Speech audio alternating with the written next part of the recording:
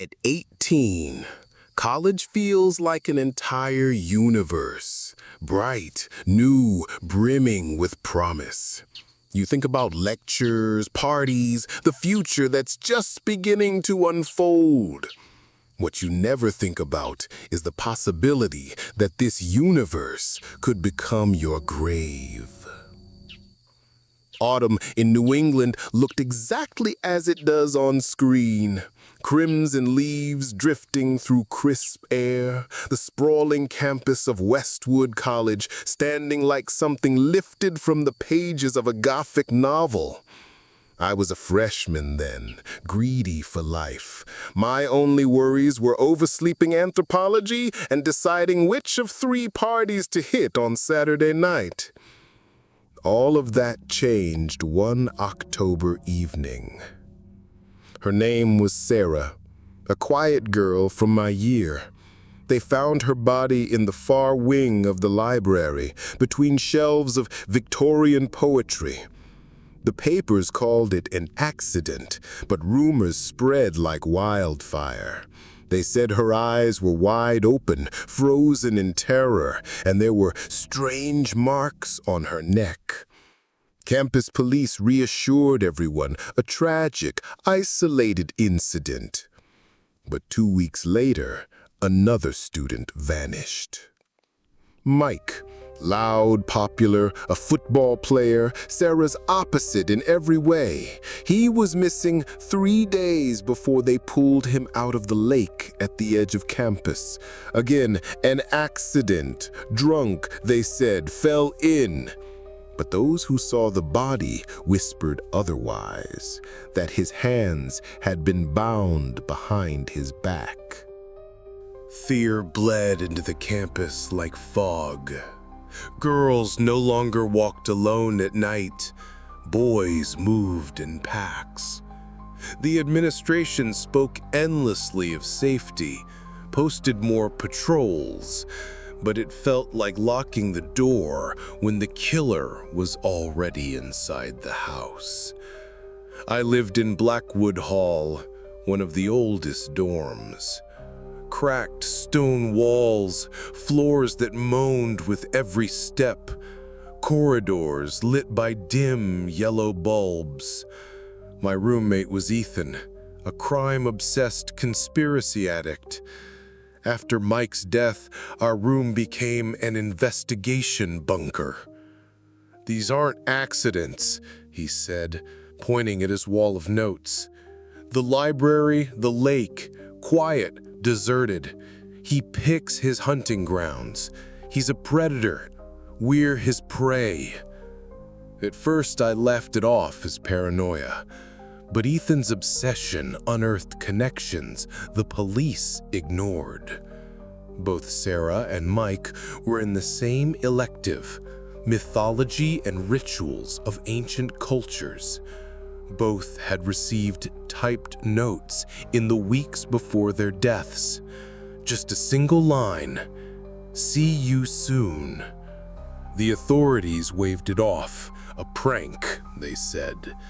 But then another girl vanished. Emily. She was in the same class. She lived 1 floor above us in Blackwood Hall. That night, Ethan and I sat in silence, straining at every sound outside our door. And then, slip. A piece of paper slid under it. My blood turned to ice. My hands shook as I picked it up. Typewritten, uneven. "You're next." We ripped the door open. The corridor stretched out, empty. Only at the far end, a ceiling lamp swayed back and forth as though someone had just brushed past. Campus police came, searched, and of course, found nothing. A sick joke, they told us, but Ethan and I knew better. He buried himself in archives, chasing whispers of the past. That's when he found it, the legend of the Midnight Watchman. a caretaker, fired a century ago for practicing black magic in Blackwood Hall. He swore vengeance. Years later, a string of murders struck the dorm, never solved. "This isn't imitation," Ethan whispered. "It's resurrection." The detective laughed when we told him, said we'd been watching too many horror movies. The next night, Ethan didn't come back from class. I called, texted, begged his friends. Nothing. My gut twisted cold. I went to the police. They told me to wait, probably out having fun, they said. But I knew. Back in our empty room, his investigation map hung like a cruel joke. I was alone now, alone and marked. I barricaded the door, kept the lights burning.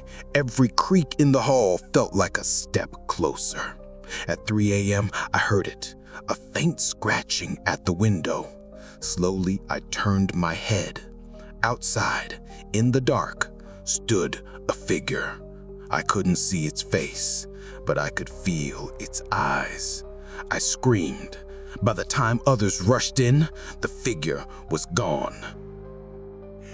That same night, Emily's body was found in the theater basement, staged on the stage itself, like some grotesque performance.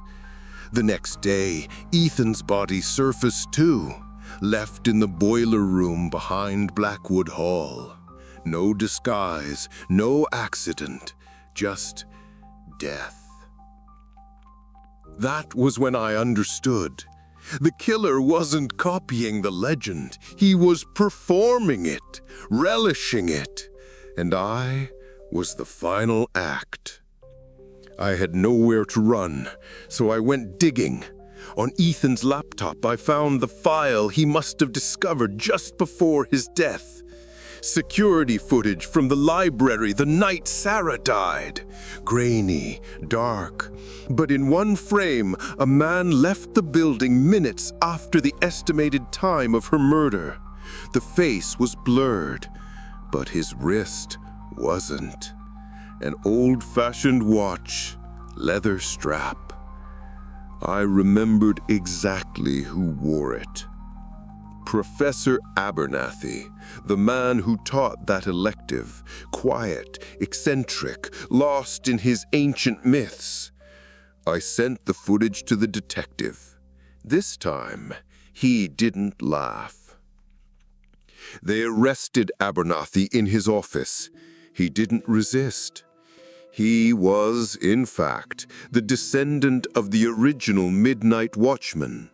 To him, the college had defiled his ancestors' memory. He chose students from his class, the worthy ones, to recreate his ancestors' rituals. Notes, locations, staging, all part of his performance. Westwood never recovered. To this day, it is remembered for tragedy. I left, and I've never gone back. But sometimes, in the dead of night, I wake to the groan of floorboards in the hall, and for a moment I'm 18 again, trapped in Blackwood Hall, my heart in a vice of ice. Because I know, evil doesn't always wear the mask of a monster. Sometimes it carries a degree, lectures on myth, and wears an old-fashioned watch on its wrist.